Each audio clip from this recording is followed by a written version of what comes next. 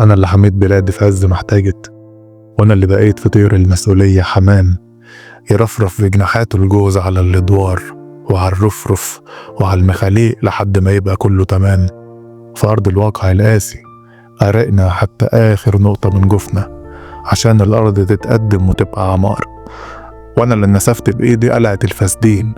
قطعت إيدين لشلة كبيرة من الأوغاد كانوا مكفرة في نهب الناس وسب الدين، وأنا اللي ندهت على الفجار وفجرت الفجر منهم بحزمة كبيرة من الديناميت،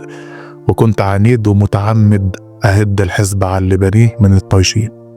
وأنا البير اللي فيه أسرار لحد دلوقتي ما وصلوش ولا مخلوق،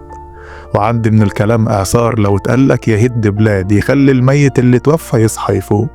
وصنت من الأمانة وزان وشلت من الحمولة طنان، وكل ده شلته وأنا ساكت. قطير بيطير بوزن تقيل لا قادر ينطق الآه ولا ينفع يسيب الشيلة، ناس هتموت وكل ده إيه وأنا ساكت،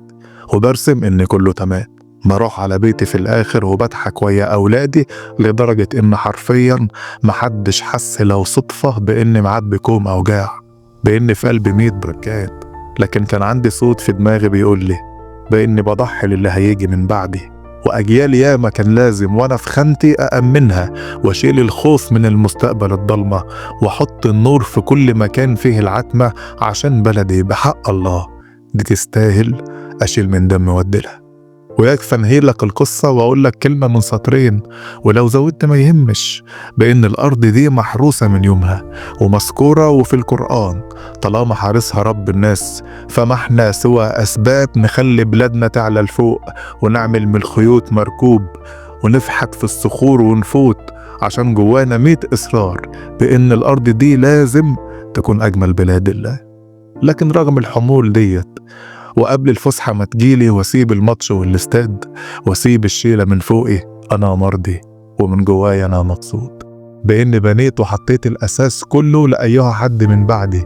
وإن الناس هتدعيلي وتقرأ الفاتحة على قبري على اللي عملته وبإخلاص. وعمر الناس دي ما هتنسى مين اللي دفع عمره تمن ودفع صحته أتمان لأجل ما تبقى يا بلادي في أول صف سبت حضور. جرس الفسحة خيرا رن وكان نفس الصراحة يرن، مفيش أجمل من الراحة بعد عناء، ما عادش في مدرسة تاني ولا هلعب دور الناظر في قلب الحوش، ولا هكتب 200 تقرير على المبنى اللي لازم يعلى 30 دور، ولا حرب الكراسي الدور، وخدت براءة من ذنب التعب الغول، ودلوقتي فقاعد وسط أولادي كطير في العش وحوالين منه سرب حمام، بقضي أحلى أوقاتي وقلبي راضي متراضي على اللي عملته في حياتي لخدمة أهلي وبلادي، وبتفرج على أحفادي عشان جايبين لي جوز غليل بتحلى الدنيا وياهم، وأملي في ربنا وفيهم يكملوا كل ما نهناه، يخلوا بلادنا دي تفضل في أعلى مكان لأحلى حياة. وفي الآخر يا ريت كل البشر تفهم بإن ضميرك الصاحي وحنية جمال قلبك لو اتفقوا على حاجة يخلوها ككن فتكون، يخلوا المية تصبح ماس ويعملوا من التراب ألماس. وعندنا من المثل 100 على بلاد نورها كان ضلمة ودلوقتي في عز الضلمة بتنور كأنها لم تضلم يوم، كأنها لم تضلم يوم.